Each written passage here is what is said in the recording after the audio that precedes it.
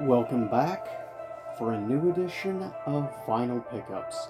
As you know, this is a series that I only do every so often, off and on.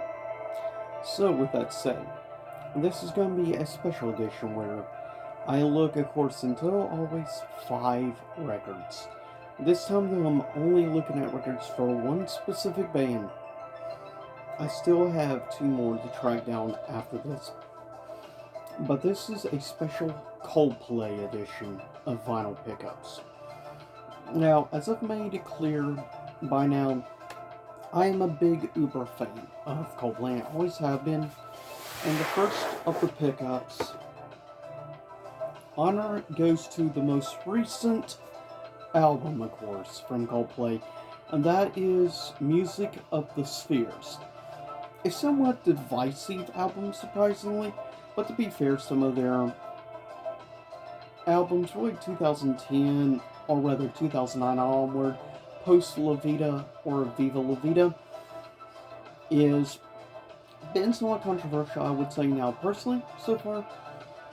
I think this album is superb.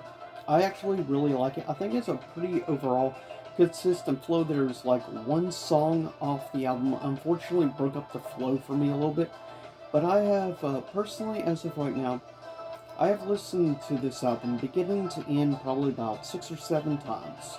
So, needless to say, I actually like Music of the Spheres quite a bit from Coldplay, and I was genuinely surprised that I actually liked the song he did with, I forget the pop artist's name. Oh yeah, Selena Gomez, which I know nothing because I've never listened to any music before, since I'm not a big pop person. Outside of Coldplay, I have a weakness for Coldplay. Always have. Been a fan of them for 2 decades now. But with that said, next to look at album number 2 of pickups from, of course, also Coldplay.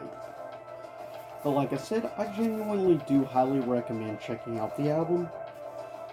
Next up, looking at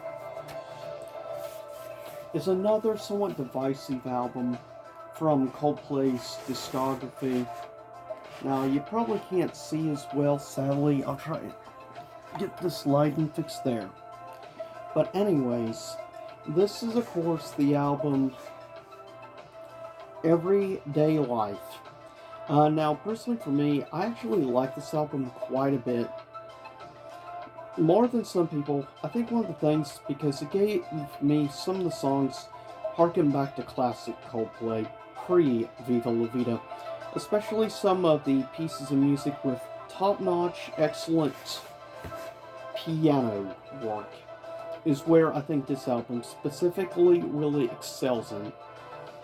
And I feel Music of the Spheres is an album, if you appreciate like music I'm playing in the background, like retro wave or psy wave, stuff like that, I think you would genuinely enjoy Music of the Spheres. If you want a little bit of like a more electronic sound, but you also want some of the classic elements of Coldplay, more so with the piano arrangements and everything, I do highly recommend this album. I think it does have some excellent, definitely some of probably the best piano playing I've heard in quite a long time from Coldplay. Next is arguably, in my opinion, the best album that Coldplay did post Viva La Vida. In my opinion, Ghost Stories is arguably Coldplay's best album after post Viva La Vida. In my opinion, it's easily the best album of this era, of the 2010s. And there's no shadow of a doubt, it is surprisingly an interesting, actually more of a breakup album. But keep in mind, this was around the time when Chris Martin was going through his divorce, of course, with a certain actress that we all know, of course, better well known for the role of Pepper Potts in, of course, the Marvel Cinematic Universe. Yeah, he was going through not so great divorce, so he needless to say had a lot of depression issues and stuff, but he used those feelings of his to write this album, and that is more or less the concept. and the message and stuff and the inspiration for Ghost Stories. Overall, though, I think Ghost Stories is a very excellent, has a very good flow, much like music of Spheres, and I do also appreciate the overall music. I think of Post Viva La Vida, this is probably the album with the least amount of like electronic work, at least overall that you can tell in the music. But to me, I like pretty much every Coldplay album. I don't think any of them are legitimately really bad. There's definitely a few I feel that are legitimately weak in comparison to others. But like I said, I think Music Spheres is good, solid. I think Every Day is definitely underrated. And I definitely think this is arguably some of the best work that I've heard from Coldplay. I love Ghost Stories, and I will continue to recommend highly this album. I think more people need to give this album a chance. If I was to quickly just say, if I was to do a tier list, I would probably put Ghost Stories in like at least A tier. Maybe not quite S tier, but definitely A tier. I hold it pretty highly in regard compared to many other people out there. But with that said, next we're going to get to some bit older Coldplay stuff I found. Next, I think is arguably the most underrated pre-Viva La Vida album. And that is their second studio album, released in the mid-2000s. And of course that is X and Y. I'll be honest, I like X and Y just about equally to actually Russia Blood to the Head, which is arguably my probably second favorite Coldplay album. So I would probably give X and Y like their favorite album from Coldplay, more or less. It's a great album. I get a lot of people only talk usually about the singles like Fix You or songs like, of course, well, obviously, other many great songs. But Speed of Sound and many other singles. Yes, it has great singles, but I think overall it has some incredible, great, underrated deep cuts on this album.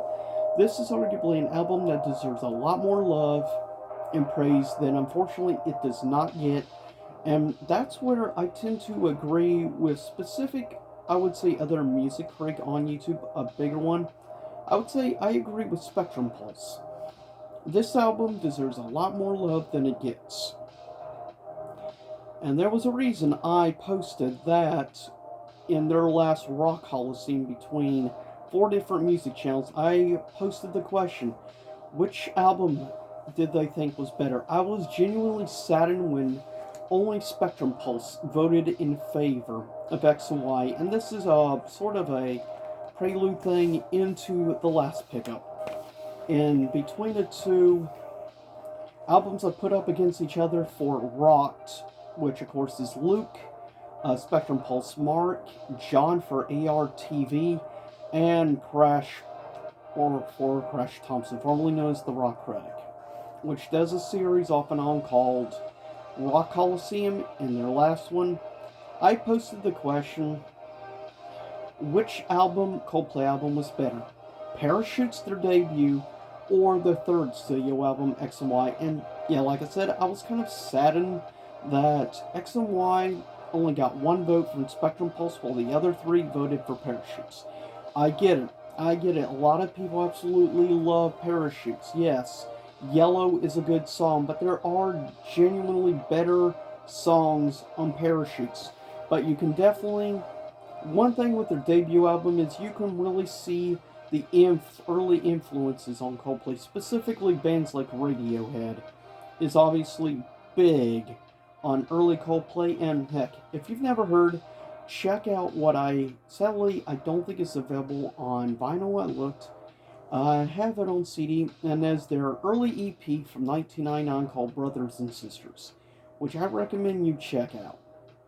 But with that said, I'll see y'all next time, same YouTube channel. Hopefully you enjoyed this, but yeah, pretty nice amount of, I think, overall pickups. Get them, all of them are all vinyls and all are Coldplay. So that means I am now only missing two Coldplays for the collection, and then once I do have them all, I will finally be doing a ranking of best to worst Coldplay albums, which is some I've been looking forward to doing for a long time, given they are easily my top 10 favorite music artists of all time. But with that said, I'll see y'all next time. Same YouTube time, same YouTube channel. Stay safe out there in YouTube land. See you again soon enough.